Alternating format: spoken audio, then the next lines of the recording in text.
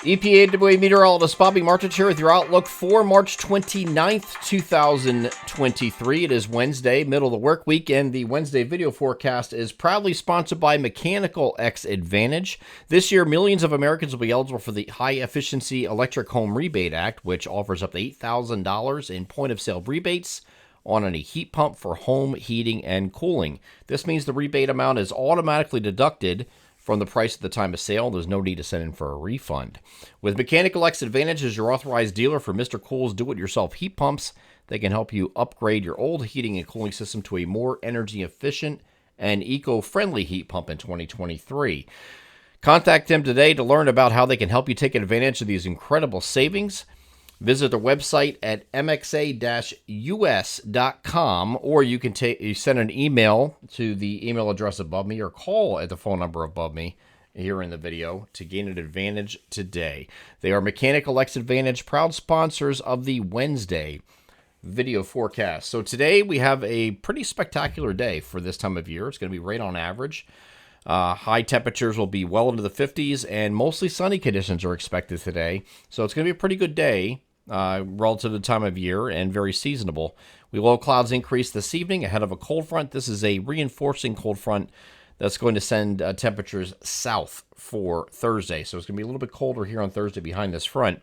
There will be some precipitation with this front, but most of the forcing with this is going to be across southeastern Canada and parts of New England here. As you can see in this area, the area low pressure that's driving this is up here.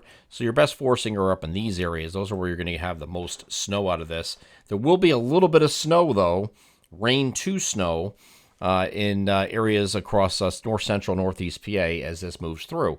This might even end up a rain-snow mix all the way down to the northern parts of the I-78 corridor. So like northern Lehigh Valley or maybe Schuylkill County, north of the major cities could have a little bit of a mix there coming in. I just don't expect this to be much of a snow accumulations event. Up here in southern New York, you might get a half inch to an inch and a half, as the National Weather Service in Binghamton suggested. Some of those areas, higher elevations especially, will get into that. I think further south, once you get past the south of the New York-Pennsylvania border, though, it's going to be an elevation-dependent thing, and maybe a coating to a half inch in a few spots. So we'll continue to monitor that today. I just don't see this being a real big deal, and the reason for that is going to be seasonably mild today. The ground's going to be warm. You're going to have rain initially, and then you are going to have temperatures rapidly crashing with the winds picking up as this moves through. It's like basically a squall line. And once it moves through, it does change rain over to snow, but it won't be enough time, I don't think, to really get accumulations going in most areas. Here's the high-resolution rapid refresh from this evening that shows that rain on the leading edge, even up here in New York. It's going to do that too.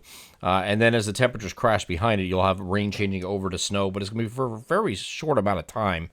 At any given location, this is probably an hour or less, okay? So there's not a lot of time. It's going to start off as rain, then go over to snow. The areas in north central and northeast PA that do get into the snow are going to be favoring the higher elevations to get into that coating to a half inch that I talked about. So lower elevations, probably not. Ground's probably too warm and not enough time for this to really do anything, okay? Again, areas further south toward the I-78 corridor, probably just rain out of this, but you could have some snowflakes mixing in with this before it ends, as you can see here. This is the northern part of the Lehigh Valley as this is moving through, but this front is going to lose steam as it moves further south and east. I don't expect it to get all the way down to Philadelphia.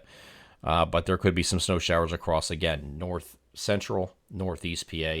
And this is this evening, during the course of the evening, that this is going to be taking place. Here's the total snowfall. And again, the areas that are higher elevations up here are focused for some coatings to maybe a half inch above that line. Lower elevations within that area is probably nothing. Just a lot of white rain, so to speak.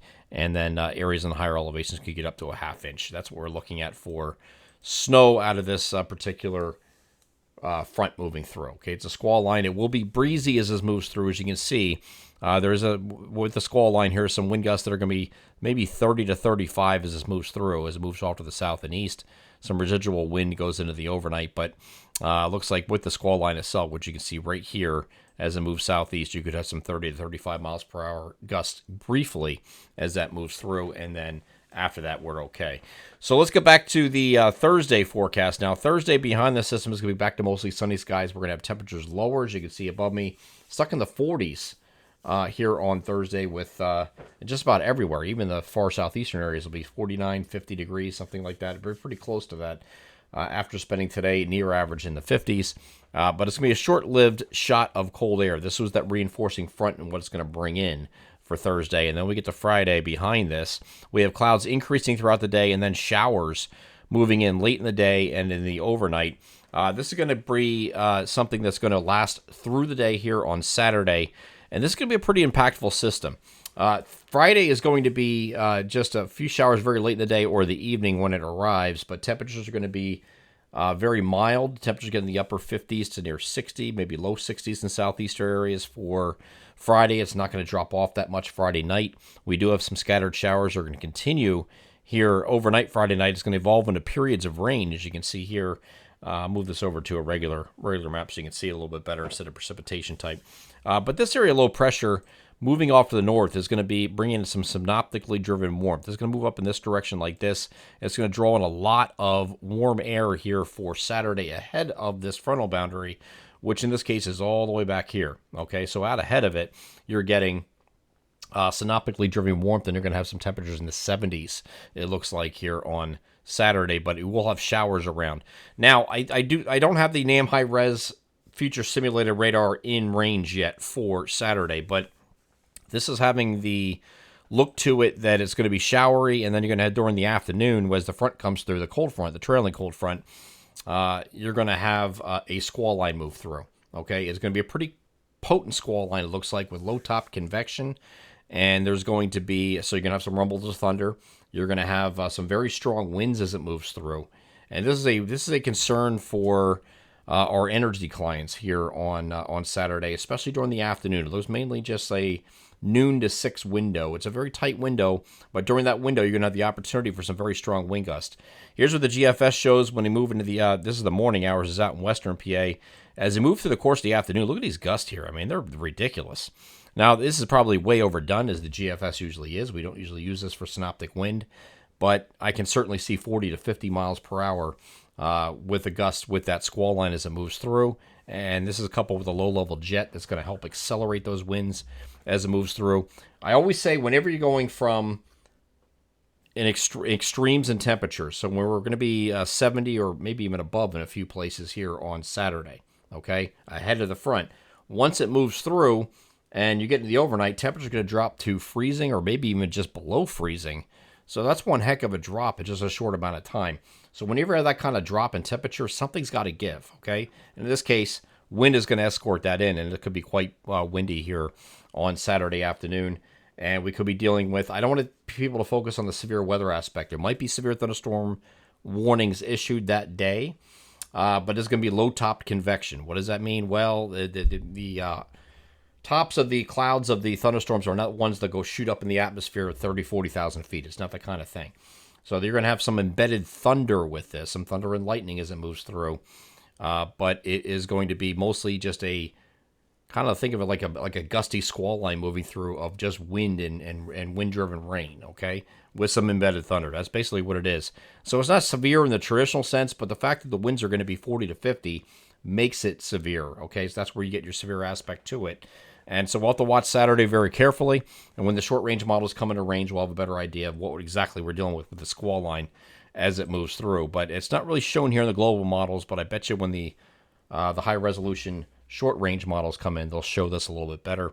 And this moves through during the afternoon, and then after that, we are clearing out by the evening, and temperatures, again, are going to fall very rapidly. So Sunday in its wake here is going to be a mostly sunny day, but we're going to have that trough influence, and temperatures only managing the lower 50s for highs as opposed to 70 the day before, or 70 or better in some places. And then we're partly cloudy both Monday and Tuesday with temperatures increasing both of those days. Looks like temperatures are going to be well into the 60s, mid-60s, mid to upper 60s, in fact, as we get into the Monday-Tuesday timeframe.